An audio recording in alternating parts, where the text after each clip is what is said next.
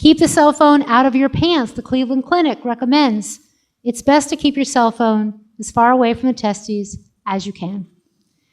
Make shorter phone calls. Less time with the phone means, with the phone to your ear means less exposure. And this is actually from the Connecticut Department of Public Health, which has a fact sheet on cell phones. And they say, scientists agree it is wise to reduce exposure to radio frequency energy from cell phones whenever possible. At home, get a corded landline. Also at work, whenever you can, make your voice calls on a corded landline. Do not sleep with your phone in your bed or near your head. The California Department of Health put out a fact sheet on how to reduce exposure. This is one of theirs. Have the phones downstairs turned off, or turn it off if it's going to be in your bedroom. If you need an alarm clock, please get a battery-powered alarm clock. Create a sleep sanctuary, especially at night. And this is how people start off with this issue.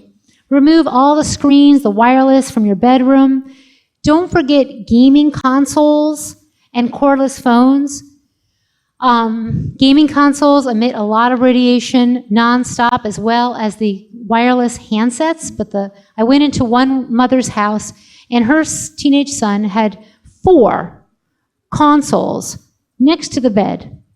And I had a meter, I was measuring the radiation, and the look on her face, I mean, I felt so bad. But I'm so glad that we found out and that she understood that those were emitting radiation all night long as well. No screens, at least an hour, I'd say 2 hours before nighttime. I have blue blocking material for all my tech screens, which is really important because of the impact of blue light on eyes, which is another super important area. Please read about that. It's really, really important too. Replace the Wi-Fi with hardwired connections.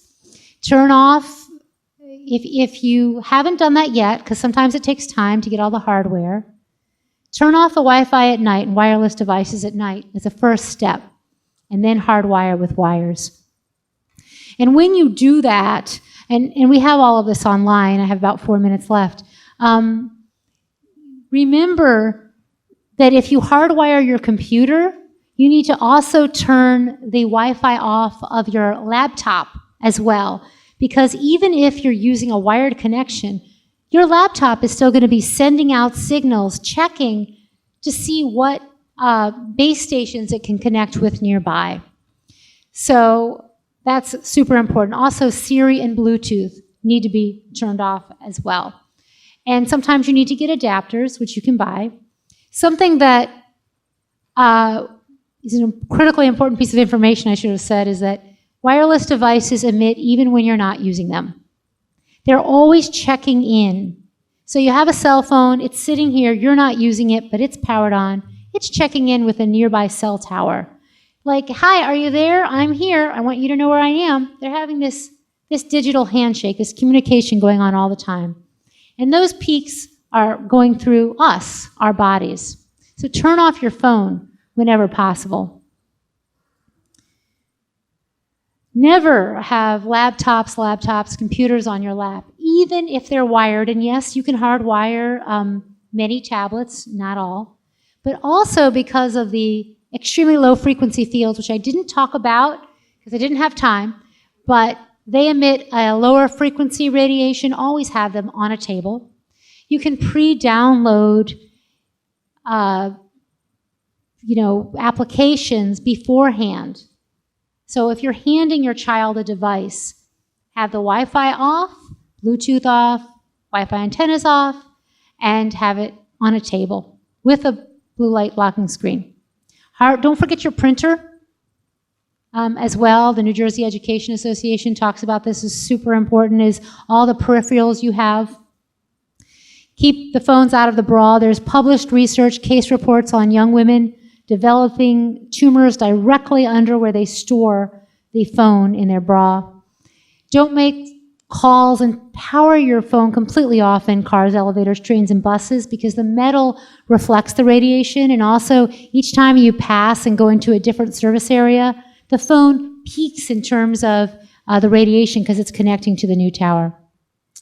And I'm going to end here. Oh, switch to an analog. Wanted to get to the smart meters. To an analog utility meter, or advocate so that you can remove the smart meter or the digital meter from your home because of how much radiation they emit. And there's going to be a panel discussion at 7:30 where we do more questions. And this is egregious. You can, here, I'll go back. Someone's taking a picture of that, so I'll just leave that up. There's so many things being sold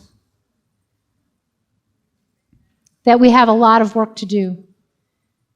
And Environmental Health Trust is where you can learn more. Thank you so much. And I'm glad to talk to people over here.